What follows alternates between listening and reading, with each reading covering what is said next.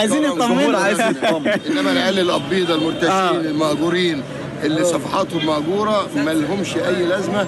انت عارف الهاموش بالنسبه لي هاموش، انا بعرف بس اللي بيقولوا لما حد بيبعت لي حد ببعت لي يعني محدش بعت لي من الناس اللي اصحابنا يعني هاموش. الهاموش بتعمل فيه ايه؟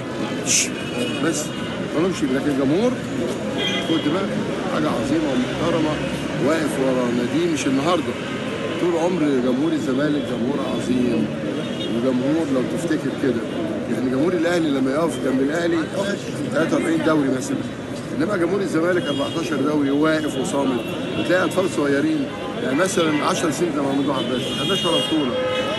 طفل مثلا كان عنده 4 سنين خلاص قعد 10 سنين ما خدش بطوله ويطلع زملكاوي برضه. تقريبا الزملكاويه دي جينات في كلمه لاتحاد الكوره بقى وربنا يسهل في البطوله النهارده نفتح البطوله النهارده.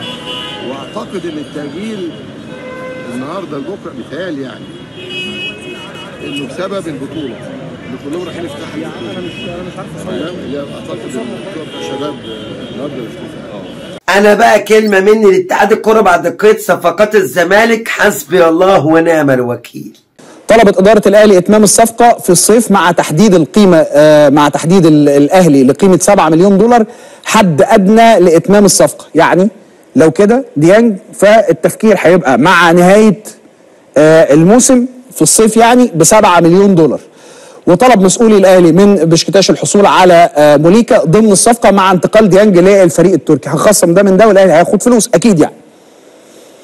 سيحصل الأهلي وقتها على قيمة مالية تقدر ما بين 2 مليون ل 3 مليون دولار مع انتقال ديانج للنادي التركي إذا الاحتمالية ديت مشيت. وخد بالك من حاجة، احنا دلوقتي امتى؟ احنا لا احنا في فترة انتقالات ولا في أي شيء، احنا في فبراير 19 منه ولا إيه؟ صح؟ 19 منه. فمفيش أي فترة انتقالات. الحاله بس اللي الناس بتتكلم فيها هي اللي فتحت باب انه الاهلي روح بص على تركيا، الاهلي روح بص على تركيا. فهي اللي بتخلينا برضو نوضح، لان في النهايه احنا بنشتغل في الحته بتاعت الكوره والحته بتاعت الاخبار اللي شبه موليكا بنتفاوض معاه من هو عنده 19 سنه، بامر الرحمن هيجي الاهلي على ماتش الاعتزال، يلعب ماتش اعتزال ويبطل كوره في الاهلي.